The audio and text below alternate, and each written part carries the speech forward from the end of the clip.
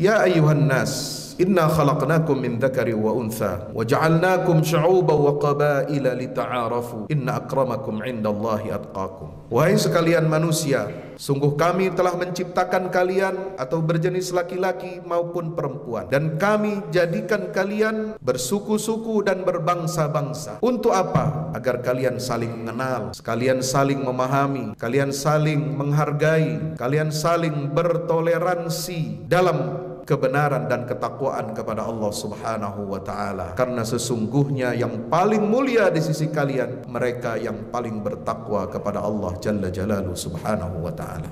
Islam mengajarkan kita agar kita menegaskan di hadapan orang-orang selain muslim, Ishhadu bi anna muslimun. Saksikanlah bahwasanya kami ini adalah orang-orang muslim yang berserah diri kepada Allah Subhanahu wa ta'ala. Berapa banyak orang mengenal Islam, tetapi yang dia kenal Islam itu mengajarkan terorisme. Berapa banyak orang yang mengenal agama yang dibawa oleh Nabi kita Muhammad SAW, tapi mereka mengenal Islam ini adalah sumber konflik. Islam ini mengajarkan intoleransi. Islam tidak menghargai keragaman budaya, agama, dan lain sebagainya. Maka dengan dilantunkannya ayat yang mulia dari surat Al-Hujurat ayat 10 itu, mata dunia dibuka selebar-lebarnya bahwasanya firman Allah Subhanahu wa ta'ala yang diturunkan di periode Makkiyah itu mengajarkan dengan sangat jelas, sungguh kami menciptakan kalian itu dari jenis laki-laki dan perempuan. Dari penggalan ayat ini saja banyak pelajaran yang bisa kita ambil di sini tentang makna toleransi. Toleransi dalam Islam bukan untuk membiarkan kemungkaran dan kemaksiatan. Barangkali ada kaitannya dengan negeri kecil seperti Qatar yang melarang aktivitas hubungan seks bebas, terutama bagi kaum LGBT dalam event mereka. Maka tidak benar kalau ada orang mengatakan apa hubungan sepak bola dengan agama. Kalau justru disinilah kita sebagai orang beragama, sebagai umat Rasulullah SAW menunjukkan identitas kita. Lawan gagasan sekuler itu dengan gagasan Islam. Lawan konsep liberal itu dengan konsep Islami yang menunjukkan bahwa kita punya harga diri, kita punya martabat. Bukan hanya untuk menegaskan identitas kita agar kita diterima sebagai umatnya Nabi kita Muhammad sallallahu alaihi wasallam, tapi juga agar bangsa-bangsa lain di atas muka bumi hormat dan respek kepada kita. Kalau kita hanya bisa menundukkan kepala, membeo dan mengaminkan tekanan-tekanan yang disampaikan oleh mereka, turut menuruti apa kemauan mereka, maka mereka akan bisa menakar bahwa kekuatan kita ternyata tidak ada apa-apanya. Ternyata umat Islam di dunia ini bisa disetir, bisa diancam, bisa ditakut-takuti. Tetapi dengan apa yang dicontohkan oleh sebuah negeri kecil di negara Teluk, itu bisa mengajarkan banyak hal kepada kita. Mulai dari ayat, cuma satu ayat yang dilantunkan itu, tapi itu menggegerkan dan menjadi sorotan dunia internasional. Demikian pula pesan wa ja'alnakum syu'uban wa qabaila lita'arafu. Kami telah menjadikan kalian, wahai manusia, bersuku-suku dan berbangsa-bangsa. Maka Islam sebagaimana mengajarkan toleransi kepada umat agama lain, tetapi juga Islam mengajarkan ketegasan sikap untuk menghadapi setiap bentuk pengkhianatan terhadap janji kebersamaan kita untuk hidup dalam satu negara. Maka itu toleransi tidak boleh kita fahami secara kebablasan. Ada bingkai yang diajarkan oleh Allah Subhanahu wa ta'ala dalam syariat Islam yang lurus dan hanif ini.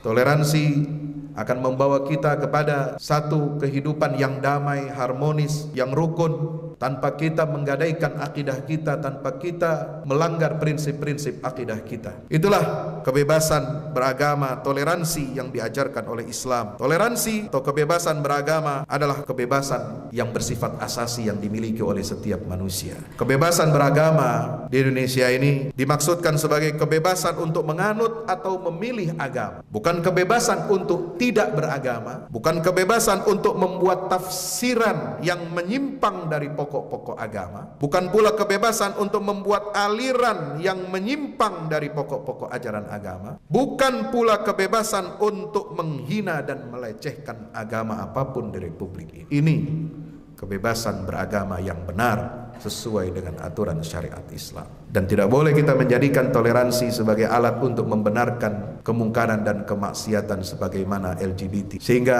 tidak perlu lagi kita dengarkan ucapan orang yang mengatakan dari zaman Rasulullah pun sudah ada LGBT itu. Rasulullah mengajarkan kepada kita, kalau ada di tengah-tengah kalian kaum muslimin yang melakukan praktek menyimpang sebagaimana halnya kaum Nabi Lut, maka uzlahkan mereka, kucilkan mereka, ajak mereka kepada jalan yang benar, perbaiki mereka kalau tidak mau, dan terus-menerus memprovokasi untuk menyebarluaskan perilaku kemaksiatannya yang menyimpang itu. Maka Rasulullah tegas menyampaikan, faqtulul fa'il wal maf'ul, bunuhlah pelaku dan siapa yang menjadi objek pelaku kemaksiatan itu.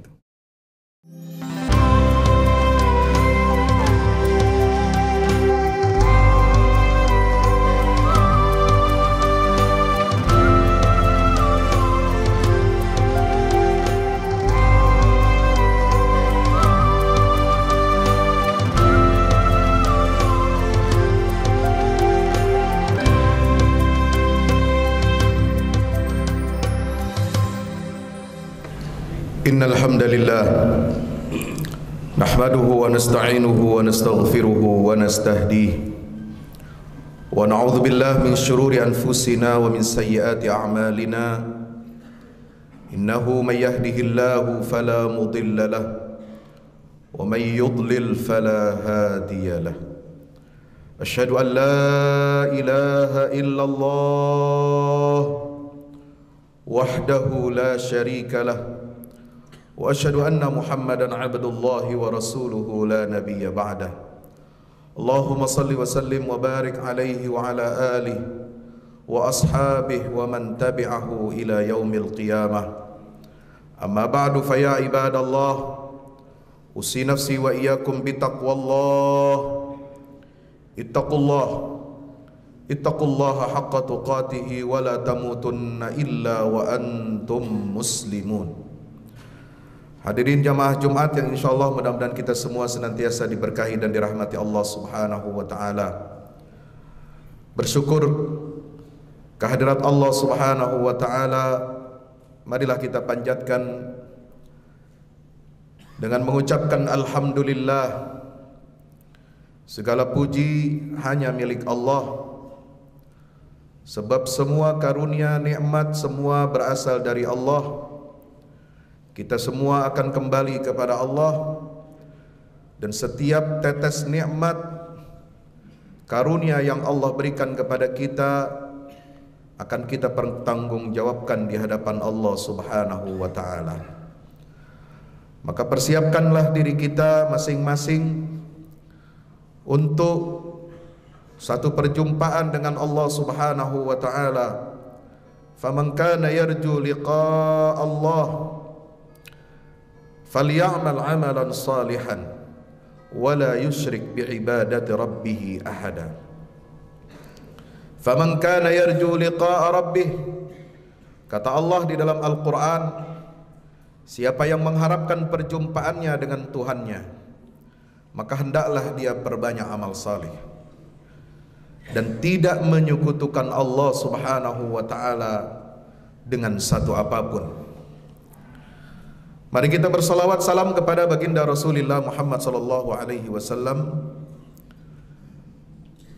Mudah-mudahan limpahan rahmat dari Allah Subhanahu wa taala ini juga tercurahkan untuk keluarga beliau, para sahabat Nabi, dan kita semua umat Rasulullah sallallahu alaihi wasallam yang mudah-mudahan istiqamah berpegang teguh dengan ajaran yang dibawa oleh Rasulullah sallallahu alaihi wasallam. Hadirin yang berbahagia, marilah tak bosan-bosannya kita saling mengingatkan di hari Jumat yang penuh barakah ini, agar kita tingkatkan kualitas iman dan takwa kita kepada Allah Subhanahu wa taala dengan menjalankan semua perintah-perintah Allah dan menjauhi larangan Allah Subhanahu wa taala. Al-Quran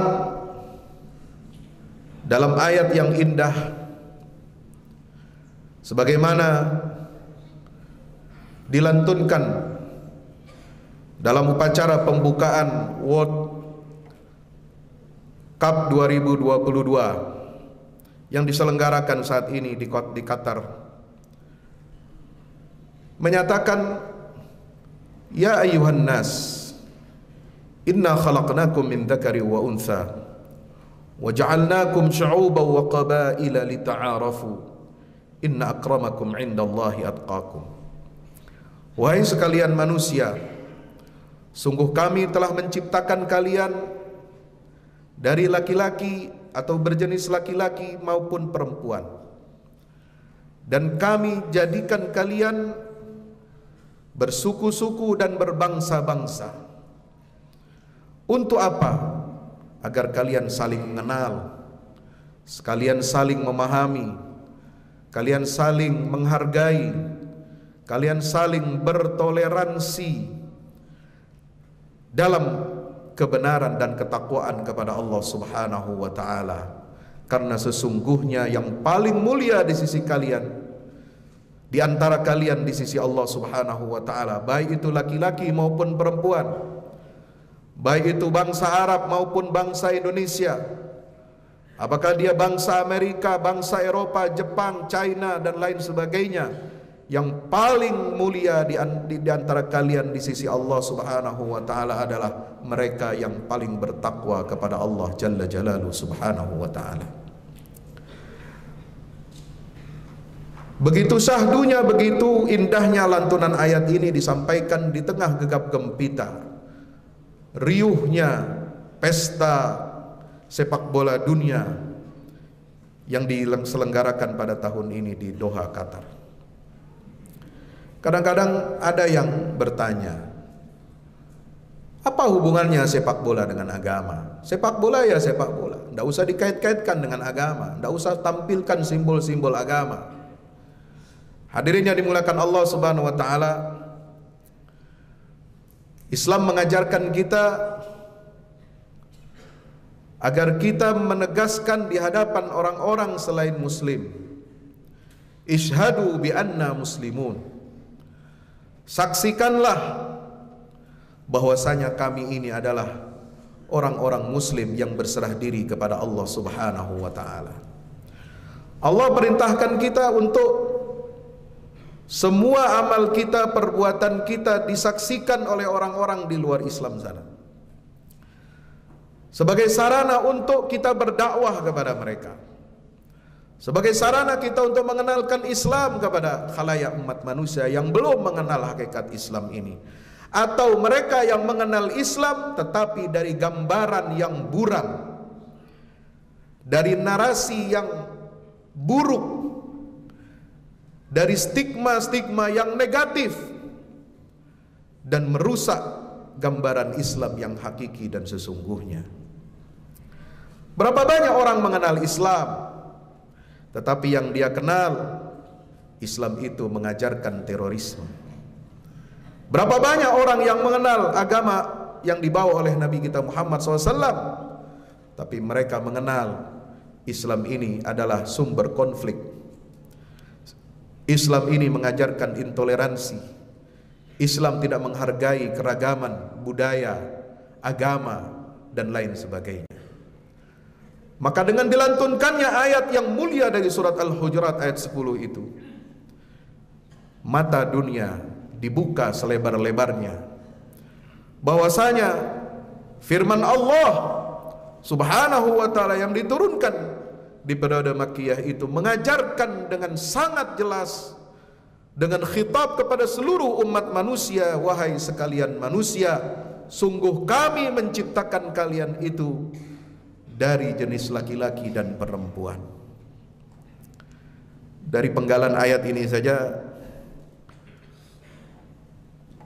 negeri yang menjadi tempat penyelenggaraan Piala Dunia ingin mengatakan kepada seluruh dunia bahwa fitrah manusia itu adalah terdiri dari laki-laki dan perempuan. Allah ciptakan manusia ini berpasang-pasangan laki-laki dan perempuan, bukan laki-laki dengan laki-laki atau perempuan dengan perempuan. Maka selama pertandingan digelar di event yang internasional ini yang sangat bergengsi, Qatar tidak malu-malu untuk menunjukkan identitasnya sebagai kaum muslimin, tidak malu-malu untuk menunjukkan budayanya yang berakar kepada ajaran Islam, dan menolak segala bentuk penyimpangan fitrah seksual manusia. Qatar berani melarang praktek hubungan seksual kaum LGBT selama penyelenggaraan. Bukan berarti mendiskriminasi, silakan Anda datang ke negeri kami, kata mereka. Tapi Anda tidak bisa bebas mempertontonkan aktivitas cinta sesama jenis di muka umum, di lapangan stadion bola, ataupun di jalan-jalan umum. Itu semua dilarang. Qatar juga menolak untuk melegalkan minuman keras selama pertandingan Piala Dunia ini di tempat umum, di stadion, selebrasi setelah pertandingan maupun di tempat-tempat umum, tidak disediakan di restoran-restoran. Demikian pula makanan yang haram tidak diberikan ruang. Kalau dia mau beli sendiri, silahkan makan di kamarnya sendiri. Tapi pun kalau mau beli, tidak ada yang menjualnya. Hadirin yang dimuliakan Allah Subhanahu wa taala. Pertandingan olahraga pun bisa kita jadikan sebagai sarana untuk berdakwah kepada Allah, untuk menunjukkan identitas kita. Jangan malu-malu kita dengan punya identitas keislaman kita. Barangkali kalau negeri ini, Indonesia, diberikan kesempatan untuk menyelenggarakan event terhormat bergengsi internasional tersebut, kita juga patut bertanya-tanya, apakah kita bisa menunjukkan jati diri kita sebagai kaum muslimin yang mayoritas di negeri ini? Atau kita atas nama toleransi, atas nama keadaban, atas nama kemanusiaan, atas nama kebebasan, atas nama untuk mendatangkan devisa sebesar-besarnya untuk negeri ini, lalu kemudian kita menghalalkan segala cara untuk mendapatkan keuntungan materi dengan penyelenggaraan event internasional itu. Disinilah kita harus belajar banyak dari negeri kecil. Negeri kecil bukan berarti dia lemah, bukan berarti dia tidak lebih baik daripada kita. Kadang-kadang kita suka berkoar-koar, lebih hebat Islam di Nusantara daripada Islam Arab. Budaya Islam kita di Nusantara lebih santun, lebih baik, lebih toleran, lebih ini, lebih itu. Tapi ternyata apa yang disebutkan toleransi di situ tidak sesuai dengan ajaran yang diatur dalam agama Islam ini. Kita harus menunjukkan isyhadu bi anna muslimun. Saksikanlah bahwasanya kita ini adalah orang Islam. Maka tempat-tempat salat di stadion, di tempat-tempat umum dibuat sedemikian rupa, transparan, dibuat dari kaca dari seluruh sisinya, agar penonton-penonton, pengunjung-pengunjung dari berbagai negara, dari berbagai etnis, dari berbagai macam warna kulit, dari berbagai macam bahasa, mereka yang tidak mengenal Islam, mereka bisa melihat bagaimana orang Islam itu beribadah kepada Tuhannya, bagaimana mereka menghadap kepada Allah Subhanahu wa taala meskipun pertandingan bola sedang digelar, bagaimana mereka bisa khusyuk di tengah riuh gemuruh tepuk tangan, teriakan-teriakan, slogan-slogan dari masing-masing negara untuk mendukung dan mensupport tim kesayangannya. Hadirin yang dimuliakan Allah Subhanahu wa taala. Banyak pelajaran yang bisa kita ambil di sini tentang makna toleransi. Toleransi dalam Islam bukan untuk membiarkan kemungkaran dan kemaksiatan. Barangkali ada kaitannya dengan negeri kecil seperti Qatar yang melarang aktivitas hubungan seks bebas, terutama bagi kaum LGBT dalam event mereka yang selenggarakan itu. Dengan kedatangan seorang utusan khusus dari negeri Paman Sam untuk mendiskusikan Bagaimana cara memajukan HAM, perlindungan HAM bagi kaum LGBT di Indonesia? Untuk apa? Kita ini negara berdaulat. Kita ini negara punya hukum sendiri. Kita ini punya kita negara punya norma-norma sosial, norma-norma agama yang bersumber dari agama Islam yang dianut oleh mayoritas bangsa Indonesia ini. Kita tidak perlu didikte soal bagaimana perlindungan HAM bagi kaum minoritas, bagi kaum yang menyimpang secara seksual. Sudah ada aturan agama, sudah ada aturan negara. Bahkan ketika negeri ini ingin mengesahkan rancangan undang-undang KUHP yang mempidanakan dan bisa menghukum pelaku-pelaku penyimpangan seksual, duta besar negara asing mereka berkumpul mendatangi Kementerian Luar Negeri kita untuk menyatakan protes dan keberatannya. Urusan apa kalian dengan undang-undang di negeri ini? Begitu hebatnya mereka melakukan kampanye itu, saudara. Jadi pertandingan sepak bola itu bukan hanya main bola. Di sana ada gagasan, di sana ada ide, di sana ada konsep yang ingin disampaikan oleh mereka-mereka yang mengusung HAM sekuler.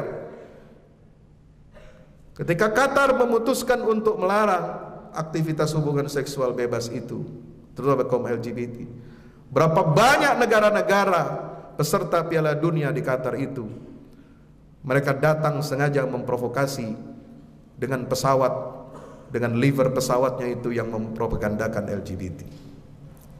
Bahkan di tengah lapangan stadion pun mereka melakukan aksi tutup mulut sebagai tanda protes. Kapten mereka dilarang. Ada berapa? 11 negara kesebelasan yang kaptennya mereka pakaikan di sini band sebagai pita untuk mendukung kaum LGBT. Apa hubungannya sepak bola dengan LGBT? Coba saya mau tanya. Tapi itu digunakan oleh mereka untuk mengkampanyekan kesesatan dan kemungkaran. Maka tidak benar kalau ada orang mengatakan apa hubungan sepak bola dengan agama kalau begitu. Justru disinilah kita sebagai orang beragama, sebagai umat Rasulullah SAW menunjukkan identitas kita. Lawan gagasan sekuler itu dengan gagasan Islam. Lawan konsep liberal itu dengan konsep Islami yang menunjukkan bahwa kita punya harga diri, kita punya martabat. Bukan hanya untuk menegaskan identitas kita agar kita diterima sebagai umatnya Nabi kita Muhammad SAW, tapi juga agar bangsa-bangsa lain di atas muka bumi hormat dan respek kepada kita. Kalau kita hanya bisa menundukkan kepala, membeo dan mengaminkan tekanan-tekanan yang disampaikan oleh mereka, turut menuruti apa kemauan mereka, maka mereka akan bisa menakar bahwa kekuatan kita ternyata tidak ada apa-apanya. Ternyata umat Islam di dunia ini bisa disetir, bisa diancam, bisa ditakut-takuti. Tetapi dengan apa yang dicontohkan oleh sebuah negeri kecil di negara Teluk, itu bisa mengajarkan banyak hal kepada kita, mulai dari ayat, cuma satu ayat yang dilantunkan itu, tapi itu menggegerkan dan menjadi sorotan dunia internasional. Demikian pula pesan wa ja'alnakum syu'uban wa qabaila lita'arafu. Kami telah menjadikan kalian, wahai manusia, bersuku-suku dan berbangsa-bangsa. Bahkan bukan hanya itu yang diakui oleh Allah. Manusia diciptakan dengan berbagai macam suku dan bangsa, warna kulit dan bahasa. Tetapi juga Al-Quran mengakui pluralitas atau keberagaman agama yang dianut oleh manusia di atas planet ini. Banyak disebutkan di dalam Al-Quran. Bukan ada di dalam surah Al-Baqarah ayat 62, surat Al-Ma'idah ayat 69. Ada yang disebut orang Yahudi, ada disebut orang Nasrani, ada disebut orang Majusi, ada disebut orang Sabi'an, ada disebut komunitas kaum musyrikin, bahkan mereka yang menyekutukan Allah, kaum politeis dan ateis pun ada disebut di dalam Al-Quran. diakui keberadaannya, tapi bukan diakui kebenarannya. Pantang bagi umat Islam untuk meyakini kebenaran agama lain, karena kebenaran agama yang paling benar di sisi Allah Subhanahu wa taala hanyalah Islam. Sebagaimana firman Allah Subhanahu wa taala, "Innad dina indallahil Islam." Tetapi eksklusifisme umat Islam dalam memandang kebenaran mutlak pada agamanya, yaitu agama wahyu yang otentik dan final ini, tidak menjadikan kita umat Islam berperilaku barbar, berperilaku bengis, berperilaku kejam, dan menteror umat agama di luar Islam. Ini yang tidak pernah diajarkan oleh agama Islam. Maka Rasulullah SAW mengadakan perjanjian traktat, perjanjian keamanan pertahanan di Madinah bersama orang-orang Yahudi. Tapi mereka melanggar perjanjian-perjanjian itu satu demi satu. Mereka melabrak perjanjian itu satu demi satu. Bukannya mereka berkoalisi dan rekonsiliasi dengan umat Islam di bawah kepemimpinan Rasulullah Muhammad SAW, tapi justru mereka mengkhianati poin-poin kesepakatan yang telah ditandatangani bersama. Maka Islam sebagaimana mengajarkan toleransi kepada umat agama lain, tetapi juga Islam mengajarkan ketegasan sikap untuk menghadapi setiap bentuk pengkhianatan terhadap janji kebersamaan kita untuk hidup dalam satu negara. Masyarul muslimin akan Allah Subhanahu wa taala, negeri kita ini berdasarkan Pancasila, sesuai dengan nilai-nilai Islam, Bhinneka Tunggal Ika, sesuai dengan ajaran Islam yang mengajarkan pluralitas agama, pluralitas suku, pluralitas etnis, bahasa daerah. Jangan kita jadikan Pancasila atau Bhinneka Tunggal Ika sebagai alat untuk mempropagandakan pluralisme agama di Indonesia. Dan itu tidak akan pernah ketemu konsep pluralisme agama dengan Bhinneka Tunggal Ika. Yang diinginkan oleh pihak barat untuk meliberalkan umat Islam, untuk mengangkangi ajaran Islam adalah bukan hanya kita bertoleransi, bertenggang rasa, menghargai umat agama lain, dan membiarkan mereka untuk beribadah sesuai dengan ajaran agamanya masing-masing. Tapi yang mereka inginkan adalah agar kita melakukan apa yang disebut dengan positive tolerance. Bukan hanya membiarkan dan tenggang rasa terhadap ibadah yang dilakukan oleh umat agama lain, tetapi kita disuruh, diinstruksikan agar kita bisa sharing kerjasama bahkan dalam urusan akidah dan ibadah dari semua kelompok umat beragama. Ini sangat berbahaya. Maka itu toleransi tidak boleh kita fahami secara kebablasan. Ada bingkai yang diajarkan oleh Allah Subhanahu wa taala dalam syariat Islam yang lurus dan hanif ini. Toleransi akan membawa kita kepada satu kehidupan yang damai, harmonis, yang rukun, tanpa kita menggadaikan akidah kita, tanpa kita melanggar prinsip-prinsip akidah kita. Itulah kebebasan beragama, toleransi yang diajarkan oleh Islam.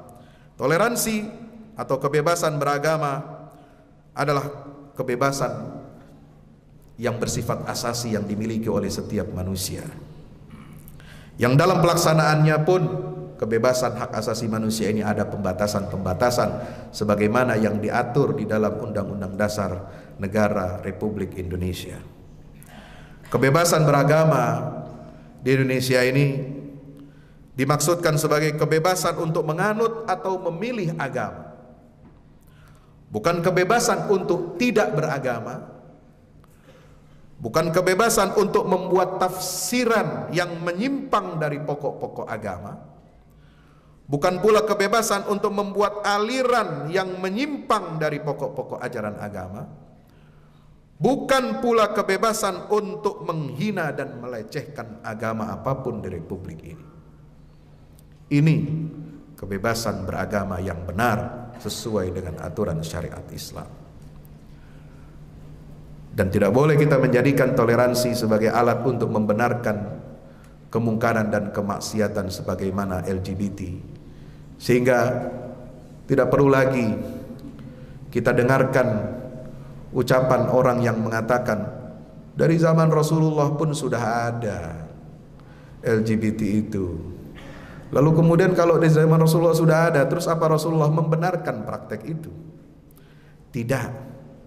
Rasulullah mengajarkan kepada kita, kalau ada di tengah-tengah kalian kaum muslimin yang melakukan praktek menyimpang sebagaimana halnya kaum Nabi Lut, maka uzlahkan mereka, kucilkan mereka, ajak mereka kepada jalan yang benar, perbaiki mereka. Kalau tidak mau dan terus-menerus memprovokasi untuk menyebarluaskan perilaku kemaksiatannya yang menyimpang itu, maka Rasulullah tegas menyampaikan, faqtulul fa'il wal maf'ul, bunuhlah pelaku dan siapa yang menjadi objek pelaku kemaksiatan itu. Barakallahu li wa lakum fil Qur'anil azim wa nafa'ani wa iyyakum bima fihi minal ayati wadh-dhikril hakim. Aqulu qawli hadza fastaghfiru innahu huwal ghafurur rahim. Alhamdulillahi wahdah sadaqa wa'dah wa nasara 'abdah wa 'azza jundahu wa hazama al-ahzaba wahdah. Asyhadu an la ilaha illallah wahdahu la syarika lah wa asyhadu anna Muhammadan 'abduhu wa rasuluhu la nabiyya wa la rasula ba'dah. Allahumma salli wa sallim wa barik ala Muhammad wa ala alihi wa ashabihi wa man tabi'ahum bi ihsanin ila yaumil qiyamah. Ibadallah, ittaqullaha haqqa tuqatih wa la tamutunna illa wa antum muslimun. Ya'lamu anna Allah amarakum bi amrin bada fi bi nafsihi wa thanna bi malaikatil musabbihati bi qudsih. Faqala ta'ala, inna Allah wa malaikatahu yusalluna 'alan nabi ya ayyuhalladzina amanu sallu 'alaihi wa sallimu taslima. Allahumma salli wa sallim wa barik ala nabiyyina Muhammad adada ma hata bi 'ilmuk wa khatta bi qalamuk wa ahsahu kitabuk. Wardallahumma an sadatina arba'atil khulafa'ir rasyidin Abi Bakrin wa Umar wa Uthman wa Ali wa an sa'iris sahabati wat tabi'in wa man tabi'ahum bi ihsanin ila yaumiddin wa alaina ma'ahum bi rahmatika ya arhamar rahimin. Allahumma ighfir lil muslimin wal muslimat wal mu'minin wal mu'minat al ahya'i minhum wal amwat innaka ya rabbana samiun qaribun mujibud da'awat. Allahumma ansuril islam wa izzal muslimin wa ali bi fadlika kalimatil haqqi ila yaumiddin. Allahumma ansur man nasaraddin wa khudhul man khadhalal muslimin. Allahumma arinal haqqa haqqa warzuqna ittiba'ah wa arinal batila batilan warzuqna ijtinabah. Rabbana la tuzigh qulubana ba'da idh hadaytana wa hab lana min ladunka rahmah innaka antal wahhab. Rabbana atina min ladunka rahmah wa hayyi lana min amrina rashada. Rabbana atina fid dunya hasanah wa fil akhirati hasanah wa qina adzaban nar. Wa sallallahu ala Muhammad wa ala alihi wa sahbihi wasallam. Walhamdulillahi rabbil alamin wa aqimis shalah.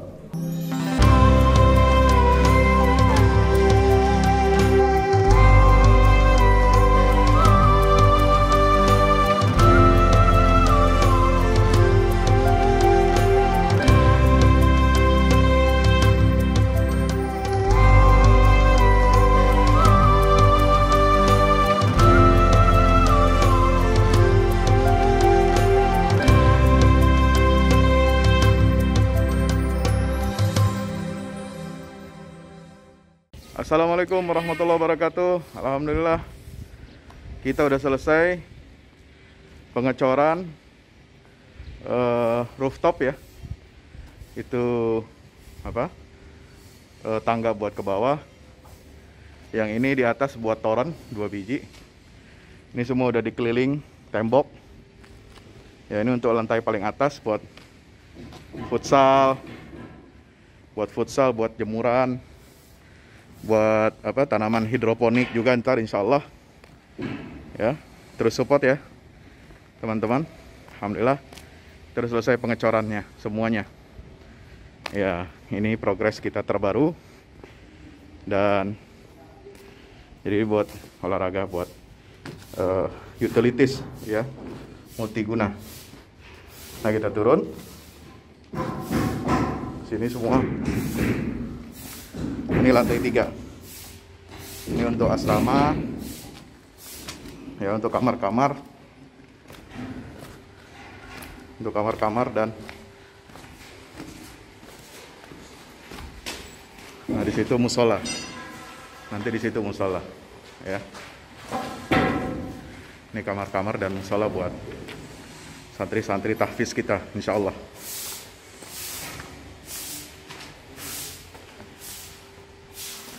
Nah ini lantai 2 kita turun.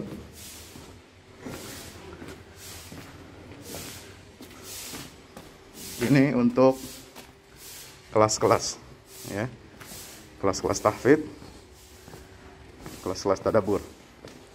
Insya Allah mau udah jadi. Alhamdulillah berkat dukungan antum semua. Nah tinggal ke bawah, di sini buat aula. Aula semua di sini ya. Mohon doanya terus. Mudah-mudahan berkah. Mudah-mudahan cepat jadi finishing. Kira-kira finishingnya ini butuh 1,5 M lagi, ya. Mudah-mudahan. Al-Fatihah. Al-Fahmu Institute mempersembahkan serangkaian buku karya Ustadz Fahmi Salim LCMA. Buku pesan-pesan tauhid untuk negeri di masa pandemi. Buku mutiara ilmu-ilmu Al-Quran. Ada diskon 20% untuk buku tafsir sesat 58 esai kritis wacana Islam di Indonesia dan buku kritik terhadap studi Al-Quran kaum liberal. Anda dapat memesannya melalui layanan WhatsApp di nomor 0877 063 7192 dengan format pemesanan ketik nama, alamat lengkap, nomor handphone, dan jumlah buku yang diorder. Ongkos kirim di luar harga buku dan menyesuaikan wilayah dengan paket standar. Lampirkan juga bukti transfer Anda ke rekening BNI Syariah di 0631 748573. Tunggu apa lagi? Pesan sekarang.